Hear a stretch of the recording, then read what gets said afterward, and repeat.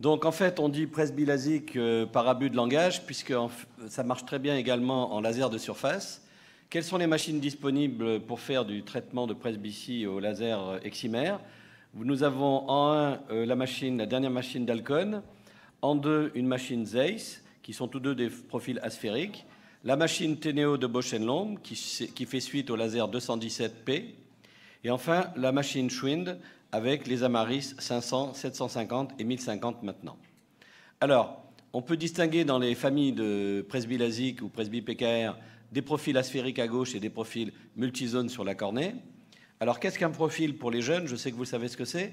C'est donc une section de la carte d'ablation selon un méridien. Donc voilà le profil ici représenté en rouge. Et pour les jeunes, quand on corrige une myopie, bien entendu, il y a plus de tissu ablaté au centre.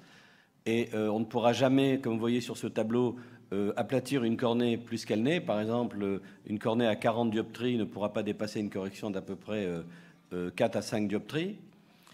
Et je vous rappelle que quand on aplatit la cornée au laser excimer, on augmente le rayon de courbure pour faire reculer les rayons et qu'il y a un rapport inverse entre rayon de courbure et puissance de l'œil, de la cornée. Dans le cas d'une hypermétropie, c'est l'inverse, plus de tissu ablaté en périphérie. Et dans le cas de la correction d'un astigmatisme, l'ablation est variable selon les méridiens. Donc, on va récapituler ici les profils laser, donc les profils d'ablation, les deux premiers que nous venons de voir. Et en ce qui concerne l'utilisation du facteur Q, qui est un facteur de forme de la cornée donné par les topographes, vous voyez que le profil de prolatisation ressemble un peu à une correction myopique et que le profil d'oblatisation ressemble un peu à une correction hypermétropique. En ce qui concerne les profils multifocales, grâce au laser spot, vous voyez en rouge ce qu'on va étudier avec le Custom Q de Alcon, en vert le supracorps du Teneo et en bleu le Presbymax du laser Schwinn Amaris 750 par exemple. Et après les cas d'émétropie, vous voyez en bas à gauche les profils myopiques pour un exemple de myopie de moins 4 et hypermétropique pour un exemple d'hypermétropie à plus 3. Alors, on avait commencé à faire des profils cornéens multifocaux avec les premiers lasers Nidec en superposant des traitements de zones optiques différentes. Et c'est le docteur Chobard à Nice qui a commencé avec le premier laser Bausch & Lomb 117 à faire de la multifocalité. Aujourd'hui, on en est venu à ce qui s'appelle des petits bumps ou des petits tétons centraux très localisés dans l'aire pupillaire. Alors, pour récapituler, on va étudier le Custom Q d'Alcon sur laser EX500, qui existait sous le nom de F4 avec le laser Allegretto, le LBV qui sont les initiales de laser Blended Vision, le supracorps de Teneo et le Presbymax du laser Schwinn. En ce qui concerne le Custom Q, c'est une introduction d'aberration sphérique par modification globale de la forme de la cornée.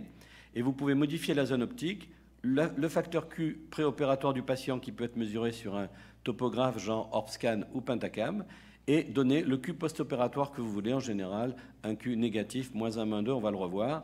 Et la cible réfractive, c'est ajouter en plus de la multifocalité cornéenne une amétropie type myopique pour la vision de près.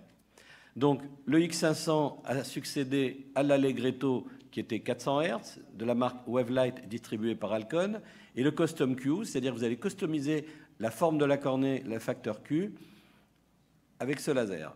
Comment ça se passe? Je vous rappelle qu'une cornée normale a un rayon moyen de 7,76, soit 43,5 dioptries, et son facteur d'aspéricité est légèrement négatif. Une cornée normale est donc asphérique. Si une cornée était sphérique, elle aurait des aberrations de sphéricité. Donc, quand vous faites du Custom Q avec ce laser, vous allez modifier le Custom Q. Vous voyez en bas à droite que le diamètre du cercle ne se modifie pas. C'est uniquement les bords qui se modifient pour passer de prolate légèrement à hyperprolate. Pour créer de l'aberration sphérique, il faut donc faire sur la cornée, pour créer de l'aberration sphérique en rayon lumineux sur la rétine, il faut donc réaliser sur la cornée une ablation asphérique. Ablation asphérique entraîne de l'aberration sphérique, comme vous voyez en haut à gauche. Aberration sphérique, c'est l'écart entre les rayons centraux et les rayons périphériques, vous donne de la profondeur de champ, depth of focus en anglais, c'est ce qu'on a avec les implants EDOF. Il y a un équilibre à avoir dans cette aberration sphérique entre la profondeur de champ et les halos, et donc vous avez des chiffres qui sont calculés. Et lors du myosis en vision de près, on peut étudier l'avancement du meilleur foyer vers l'avant, donc la myopisation de l'œil. Et le meilleur compromis avec cette utilisation est de 1,5 dioptrie qu'il faudra donc associer à une discrète monovision. Le LBV maintenant, là aussi c'est une introduction d'aberration sphérique. Vous pouvez moduler la taille de la zone optique, la cible réfractive là aussi. Et l'âge fonctionnel est donné pour voir l'accommodation résiduelle du patient. LBV veut dire laser blended vision, blended qui veut dire mélangé, qui veut dire qu'il y a une zone au niveau des deux yeux où les deux yeux voient en même temps. Donc c'est un traitement automatisé qui va combiner une monovision et un profilage à la sphéricité non linéaire. La sphéricité donnée par le facteur Q est différente entre le centre, entre la bordure et la périphérie. La métropie automatique est de 1,50, puisqu'on a vu que justement on ne peut pas avoir plus de 1,50 dioptrie de pseudo-accommodation. Et le contrôle de la multifocalité est automatique. C'est une boîte noire qui est difficile à utiliser puisque vous n'avez pas tellement la main sur ce laser. On va se concentrer maintenant sur le supracorps qui est le plus utilisé, qui est une modulation du rayon de courbure central avec deux plages pseudo-accommodatives. C'est une pseudo-accommodation cornéenne, bien sûr, on ne restitue pas l'accommodation cristallinienne perdue. Et là aussi, on va pouvoir modifier surtout la cible réfractive et le degré de varifocalité. C'est le même principe que les implants réfractifs, par exemple ici un exemple de rezoom, puisque vous allez créer des zones de courbure différentes de la cornée qui vont donc se focaliser à différents endroits en fonction du diamètre de la pupille. C'est disponible sur le laser Teneo et c'était disponible également sur le laser 217P. L'algorithme donne ce qui s'appelle un profil varifocal. Donc cette machine est à 500 Hz, le 217P étant à 100 Hz. Il y a eu un gros gap technologique. Un profil multifocal va donner une cornée multifocale. On a vu tout à l'heure les profils laser, le profil laser qui ablate de photoablation, qui va entraîner par soustraction une cornée varifocale. C'est le nom qui a été donné à cette cornée multifocale. Nous avions chez le jeune la triade accommodation, convergence, myosis. Lors de la presbytie, l'accommodation disparaît, mais on va toujours se servir de cette convergence et utiliser nos amis orthoptistes et le myosis pour la vision de près. En vision de loin, la midriase va donner une sélection préférentielle de la vision de loin. Et en vision de près, en myosis, vous voyez en coupe la pupille qui s'est fermée. Les rayons rouges ont été filtrés et c'est les rayons bleus qui vont être préférés. L'aire de multifocalité se situe entre les 3 mm centraux en bleu de 7 mm carrés par rapport à la zone périphérique de 6 mm qui est 3 fois plus large. Donc la vision de loin est privilégiée sur une cornée qui fait en moyenne 12,5 mm de diamètre pour des capots entre 9 et 10 mm. Attention aux pupilles petites puisque en Tunisie il y a beaucoup de soleil. Attention en voiture, si le patient est ébloui, sa pupille peut se fermer et il peut être myopisé. Grâce à des lunettes de soleil, il peut améliorer sa vision de loin ou des petites lunettes de myopie de moins 0,5 environ plutôt. Et de près, en mauvaise luminosité, on pourra lui donner des petites lunettes de plus 1, des petites loupes de plus 1. Donc ce n'est pas une indépendance complète aux lunettes, bien entendu. Donc ce supracorps hypermétropique, le centrage dans le laser tient compte du shift de la pupille quand elle se dilate. Vous avez un eye tracker XYZ et la cyclotorsion qui marche très bien pour les astigmatismes et la prise en compte du fait que les tirs sont en périphérie, arrivent de manière oblique, donc il y a plus de tirs qui sont réalisés, puisqu'on ne peut pas modifier la force du laser. Attention, quand il faut contrôler son laser quand on le fait. Là, ce sont des spots du laser 217P. Et vous voyez que le laser bleu foncé devient bleu ciel quand vous tirez sur l'épithélium. Ce sont donc des tirs inefficaces. Il faut en tenir compte, puisque suivant la couverture, l'ouverture plutôt de votre stroma, vous voyez qu'à droite, le mauvais centrage du capot qui ne gêne pas pour une ablation myopique, par exemple, centrale, puisque le capot est une lame à face parallèle, elle n'a pas de pouvoir optique. Par contre, dans ce traitement-là, si vous avez des tirs sur l'épithélium, comme on voit à droite, vous risquez d'avoir une ablation en fer à cheval, donc très astigmatogène, et vous n'aurez pas l'effet recherché. Les techniciens du 317 ont tenu compte un peu de ceci, puisqu'ils ont diminué la taille de la zone optique sur le 317. On va voir ici ce qui se passe sur un supracorps M-métrope en mode LASIK. Donc voilà, on ne tire quasiment pas au centre et c'est donc par soustraction qu'on a ce petit téton central qui n'est pas monté. Il faut bien comprendre qu'il n'y a pas d'avancée de l'apex cornéen, c'est par soustraction. Vous voyez ici, l'apex cornéen ne bouge pas. En PKR, j'ai nommé le Surfacor pour dire que c'est un laser de surface. Là aussi, ça marche très bien. Et on a noté que l'épithélium n'effaçait pas les courbures qui sont très faibles puisque les ablations sont de l'ordre de 6 à 10 microns, et on a remarqué que l'épithélium n'effaçait pas l'action multifocale. Ceci, c'est pour vous montrer qu'en cas de supracorps, je viens de vous dire que l'apex cornéen ne montait pas. Regardez en haut à gauche, quand on faisait de l'intracorps, c'est-à-dire des incisions aux femtosecondes circulaires pour avoir un bump central, il y a une montée de l'apex, et c'est à partir de l'intracorps que le supracorps a été développé par Bosch & Lomb. Donc quand vous traitez une cornée amétropique, à l'aide d'un nomogramme adapté, vous avez un traitement ProScan, l'équivalent de celui qui est réalisé pour les amétropies, auquel est ajouté le profil varifocal, où vous avez le choix de faire une addition mild ou une addition régulière. Donc voilà maintenant le profil laser. Vous voyez qu'il n'y a pas de tyrocentre 0. Et sur les 3 mm centraux, tout se passe ici. Ensuite, un traitement neutre et une zone de transition, sans influence de la kératométrie ou du facteur Q préopératoire. Dans la zone centrale, c'est là que vous avez l'addition de 2,50 pour un choix régulier ou de 1,70 pour un choix mild. La zone périphérique et la zone de transition sur un diamètre de 8,50. La programmation du TNO est très simple. Vous donnez votre valeur finale. La cible réfractive recherchée, moins 0,50 si par exemple on s'adresse à un œil dominé. Correction par le nomogramme et ensuite la puissance d'addition par le régulier ou le mild. Ce traitement est réversible si on, par traitement abéroguidé, si on a peur quand on fait du supracor d'avoir des problèmes en post-opératoire, on peut tout à fait effacer ce petit éton central par un laser très rapide.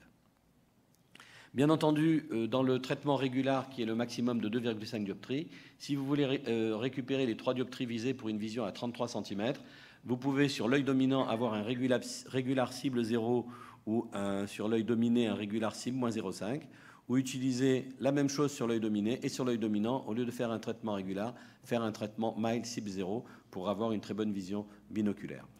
Attention, dans cette répartition œil dominant, œil dominé, l'introduction d'une monovision est tolérée en dessous de 1 dioptrie. Voilà les plusieurs formes de dominance oculaire. Il y a l'œil dominant, l'œil préféré, l'œil directeur. Il faut faire attention de ne pas se tromper pour ne pas perturber la neuroadaptation. On va comparer rapidement la modification du rayon de courbure qu'on vient de voir avec le supracor et la modification du facteur Q dans le custom Q. Quand vous modifiez un rayon de courbure, vous voyez que c'est le rayon rouge qui change de forme. Donc c'est une déformation globale ici de la cornée, même si on l'utilise par plusieurs zones, multizones sur le supracor. Voilà ici, vous voyez défiler le rayon de courbure et la kératométrie qui sont reliés par une relation mathématique, sans que le facteur Q change. Et sur le plan des rayons lumineux, quand vous modifiez à gauche les rayons locaux, vous voyez que les rayons centraux vont converger devant les rayons périphériques, ce qui ressemble fortement à l'aberration sphérique à droite obtenue par la modification du facteur Q. Je vous rappelle que l'aberration sphérique, c'est quand les faisceaux centraux ne convergent pas au même endroit que les faisceaux périphériques. Donc le supracor s'appuie par ceci, par ce traitement multizone. Le facteur d'asphérisité, par contre, vous voyez que le cercle rouge ne change pas. Vous voyez défiler le facteur Q. Le rayon ne bouge pas. Le rayon à l'apex, x égale 0, y égale 0, donc R0. Par contre, ce sont les bords qui changent. Et là, on est en train, au fur et à mesure, de prolatiser une cornée. Négativer le facteur Q mesuré par un topographe prolatise la cornée. Ce qu'on va donc vouloir, quand on va créer l'aberration sphérique, c'est aller le plus vers la gauche pour avoir une cornée le plus prolate possible et avoir ainsi plusieurs foyers sur la rétine. Voilà pour récapituler le trajet des rayons en cas de modification d'un rayon de courbure, par exemple une myopie à gauche où on veut reculer le rayon, et la modification du facteur Q quand on veut augmenter la sphéricité de la cornée. Et on voit très bien qu'en cas de modification du facteur Q, on ne touche quasiment pas aux rayons centraux. Donc l'association de tout ceci en asphérique, modification de la forme de la cornée et donc du facteur Q, entraîne une modification de l'aberration sphérique, c'est-à-dire la ligne de foyer entre vision de près et vision de loin sur la rétine.